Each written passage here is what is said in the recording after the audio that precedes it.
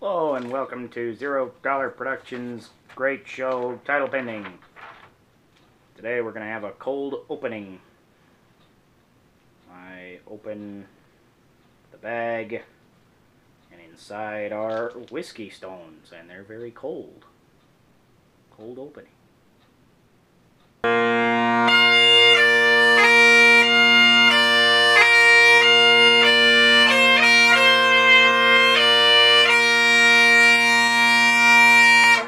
Beer of the week is Cutty Sark blended Scotch whiskey.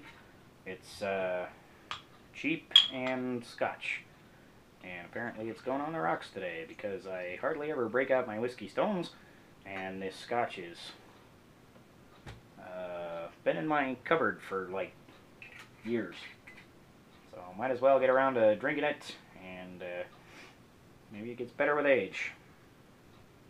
Maybe not. Cheers.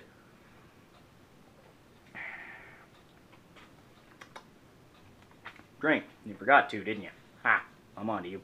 Anyways, thanks for tuning in this week. We have a great episode lined up. It's a two-part episode. Well, not really. It's more of a follow-up to last week's episode where I did the greatest boss fights. This week, it's going to be the worst boss fights in gaming. So we'll jump right into it with number 1. I've forgotten to write numbers 1 through 5 on placards, so I think we have to drink, and you can just follow along on my fingers if you're sober enough to. If you're drinking along at home, then you're not drinking along at home very well. So drink.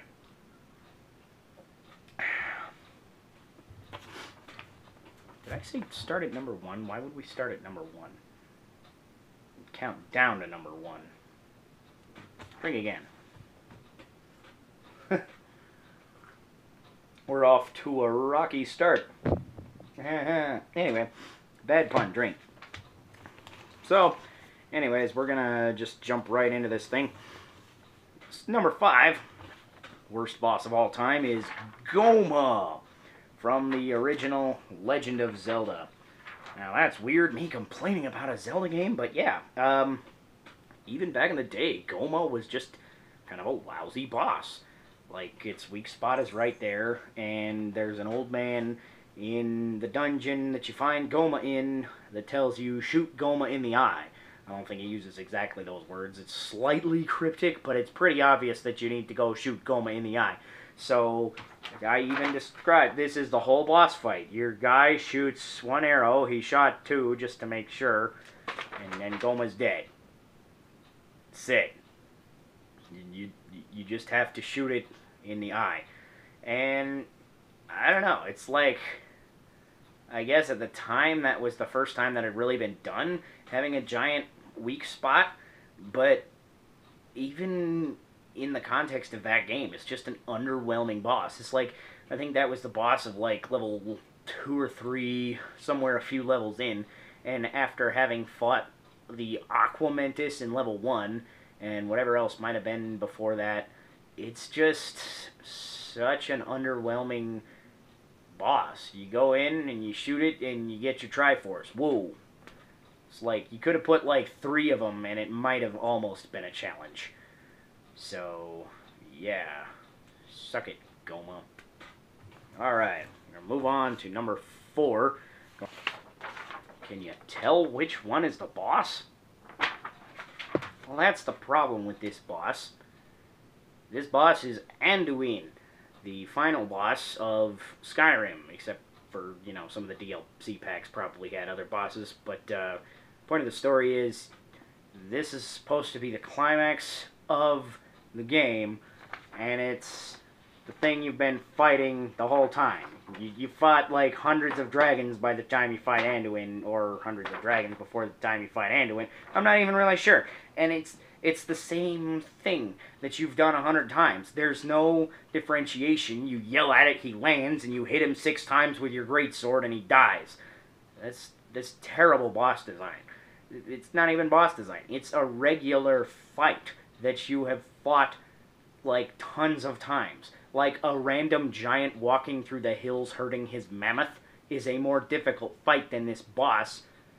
And That's just stupid. Why is a random giant more difficult than the final boss of the game? It's ridiculous. And they couldn't have even, like, added a little extra layer to the fight, give him a second form, where maybe he turns into a dragonborn, kind of like you, gets a humanoid form and you have to fight him, maybe, I don't know, something like that. Or give him, like, spells that he can cast while he's flying around, or while he lands, because at that point in the game you have a magical shout that just causes dragons to land like morons and be in range of your greatsword. It's that mechanic in general kind of bugged me, because as soon as you get that, it's basically like no dragon fight was difficult ever again. But that was just doubly annoying because the final boss fight was another friggin' dragon fight. It was so stupid. So a lot of O's in that so. Too many O's. I think we have to drink. Anyways, enough about crappy bosses. Let's move on to the really crappy bosses. Number 3, crappiest boss of all time, is Tantalus from The Legend of Zelda Skyward Sword. Now, normally I don't do 2 bosses from one game, or 2, things in a game series in this list. I kind of try to avoid that, but this was just too ridiculous to pass up, because it's like, look at this. This is Gohma, and this is Tantalus. Gohma and Tantalus. They're the same fight 25 years later, except now you're surrounded by slightly pretty graphics in a watercolor style and a big old sea. The worst part about this boss was that the sand ship, other than this boss, was my favorite dungeon. It was all full of this intricate style of puzzle where you get this sphere that shows you what this ship was like several hundred years before, where this whole desert was an ocean that this ship was sailing upon, and you have to discover kind of what happened to the ship as you're going through to find out how it got to this point. And then you get to the final boss, and it's like, wow, that was so crappy. The sub-boss of this game, or of this dungeon, was called Servo, and he's like this robot pirate that totally fits the theme of what the rest of the dungeon was doing. And he was a relatively difficult fight as far as that game goes. None of them were all that hard, but he was a relatively difficult fight. He was designed well. He had some cool mechanics, and you're sword fighting a robot pirate on the plank. Like, if you lose, you fall off the plank. That's just, like, awesome. That's such a really cool, well-designed boss fight. I decided every time I say cool, we have to drink, because I say cool, like, way too many times. And then you get Tantalus, which doesn't really fit the theme of the dungeon. Like, you're on a ship, and it's like a kraken kind of thing. So it's kind of fitting, but not really. And it's just kind of uninteresting. Like, this is realistically a pretty good idea of what it looks like, and this is my crappy drawing. It's just a blob with some tentacles and a big eyeball that you shoot with your arrows. It's the same boss fight from 25 years ago. It looks like crap. It doesn't fit the dungeon, and it's not even fun to fight on a replay. So that's just awful. Now we move on to number 2. Two. I think this is offensive in some countries, so two. I don't know. Since I don't know, I think we have to drink. Number 2 worst boss of all time is, oddly enough, also from the Legend of Zelda series, as much as I didn't really want to put 2, or especially even 3, bullet points being from the same series. This one is even worse because this is the second bullet point from the same game. From The Legend of Zelda Skyward Sword, we have Skuldera.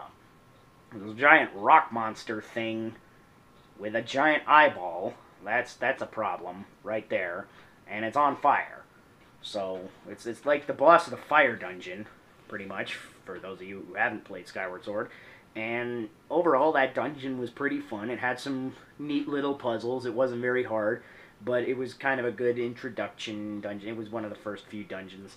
And it wasn't bad. It was a fun dungeon. And then you get to the end, and there's this weird rock blob, like it's kind of like rocks covering a ball of magma, and that could be cool, but it wasn't. Like, look up a picture of it that's slightly better than this, and you'll realize it's just not a very interestingly designed boss. Once again, it looks really weird. It just kind of looks stupid, in my opinion.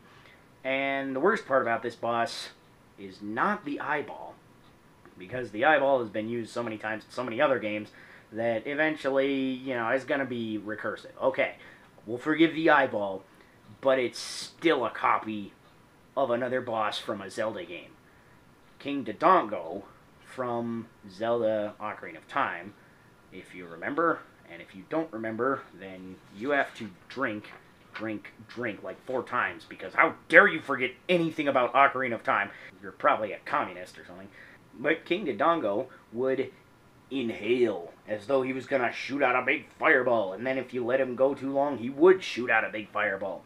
And this guy inhales as though he's going to shoot out a big fireball, and then if you let him go too long, guess what he does? He shoots out a big fireball. And how do you defeat him? Well, you can't attack his big rock-hard outer shell, or in the case of King Dodongo, his really hard lizard scales. So you have to attack him from the inside. You throw a bomb down his throat. Now, King Dodongo was a really cool adaptation of an original Zelda boss, Dodongo, which was fairly simple once you got the hang of it, but it was kind of weird to figure out, because the only clue you were given was badly translated. It said, Dodongo dislikes smoke, which it meant that you should feed him a bomb. But point of the story is that Ocarina of Time updated it and made a really cool boss, and then they copied and pasted this thing and made it look like crap and called it a boss in Skyward Sword. And that's terrible. Finally, the #1 worst boss of all time is Donkey Kong. Or wait, no, that's not Donkey Kong. It's the boss of Halo 2, Tartarus. Kinda acts like Donkey Kong. He's a big angry monkey with a gravity hammer. A big part of the problem with this boss was Sergeant Johnson was the reason that he died. You didn't even, hardly do anything. You could have not been there, and the story would have probably been and Sergeant Johnson killed Tartarus. And that would have been fine. Literally, I didn't know that the game was over until the credits rolled. I thought there was going to be another thing after this to alleviate this anticlimax. It was horrible. It's like you're going in through all these giant waves of horrible enemies, and then you finally get to Tartarus, who's this evil guy, and then Sergeant Johnson pretty much does the fight for you, and really he's only difficult because of his amount of crazy hit points, and for some reason his overshield that only Sergeant Johnson can disable, because, that makes sense. It was like a nonsensically designed boss. It's like he's got this powerful shield, and only Sergeant Johnson's sniper rifle can take it out. For some reason, your sniper rifle, if you have the same rifle that Johnson did, you can't do anything to him. He's just completely invincible. And even though he's completely invincible, he's still kind of easy, because if you got 2 guys, you can just punch him back and forth until, switch off. One guy punches, one guy punches, one guy punches, until he falls off the edge, and then he's dead. And that's the whole boss fight. But even forgiving the fact that there's a loophole to exploit, it's just a lame fight. It's an enemy that you've fought 100 times before, which I'm sure we haven't seen before or again, but you're fighting the same enemy, and you kill him the same way, except for one very small difference that Sergeant Johnson has to shoot him in the head first. So why not just give Sergeant Johnson the credit? Give us, like, a real ending to Halo 2. Because after that, like, I seriously expected one more level where you get to play Master Chief, who in Halo 2 was the guy that everybody actually wanted to play. Nobody really wanted to play the Arbiter. You just kind of did because you were forced to. Not that we would have minded seeing something like that, but the Arbiter's storyline was kind of weak.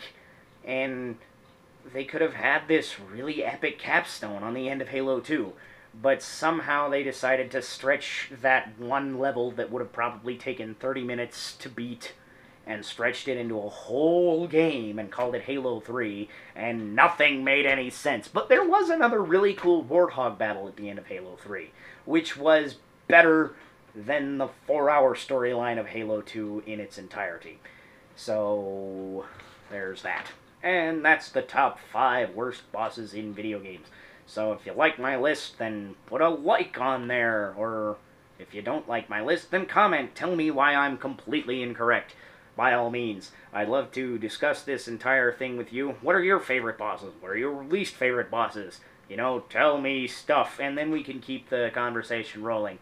Okay, so if you haven't been drinking along at home, then go buy yourself a drink now. It's on me, except for it's not really on me, because I don't have any money, and I don't know you. But I'm gonna drink.